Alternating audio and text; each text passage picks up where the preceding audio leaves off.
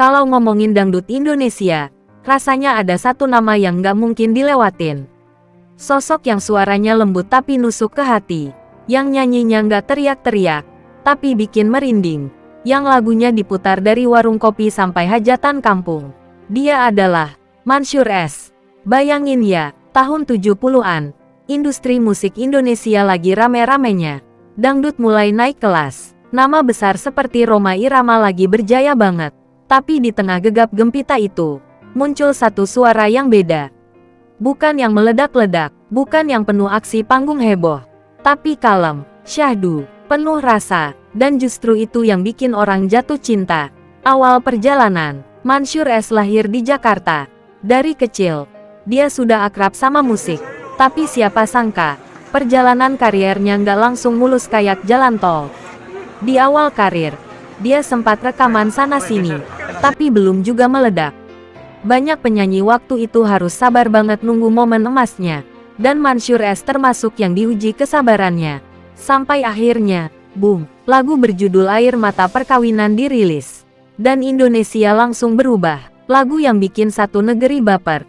Air Mata Perkawinan, bukan cuma lagu, itu curhat nasional, ceritanya tentang cinta yang kandas, tentang pernikahan yang gak sesuai harapan. Liriknya sederhana, tapi ngena. Banyak orang merasa, ini gue banget.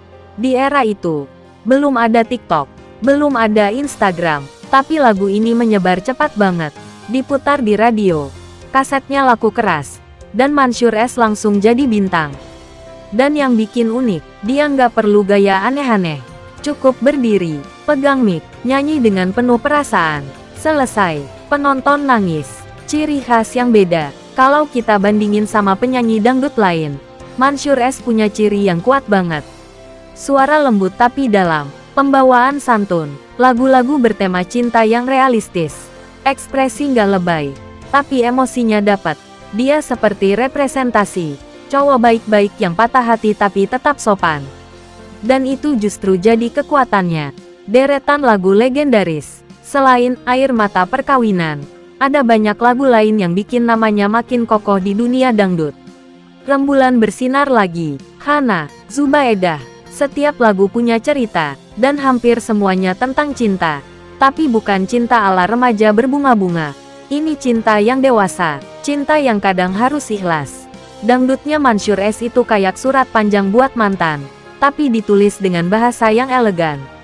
Masa kejayaan, di era 80-an sampai 90-an, Mansyur S adalah salah satu raja dangdut Indonesia. Konsernya padat, undangan manggung nggak pernah sepi. Namanya selalu masuk jajaran penyanyi papan atas.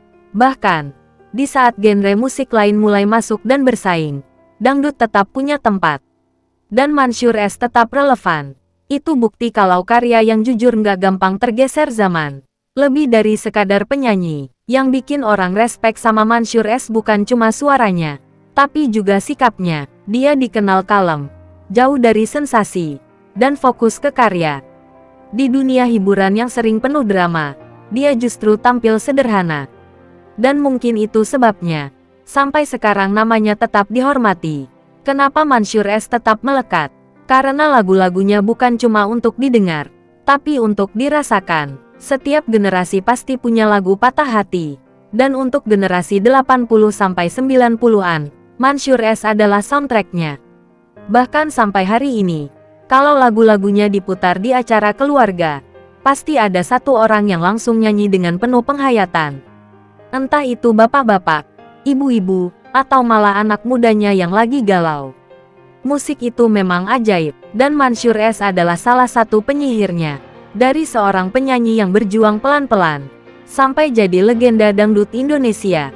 Perjalanan Mansyur S bukan cuma soal popularitas, tapi soal konsistensi, kesabaran, dan kejujuran dalam berkarya. Dan mungkin itu pelajaran paling penting. Kadang kita nggak perlu jadi yang paling heboh untuk dikenang. Cukup jadi yang paling tulus.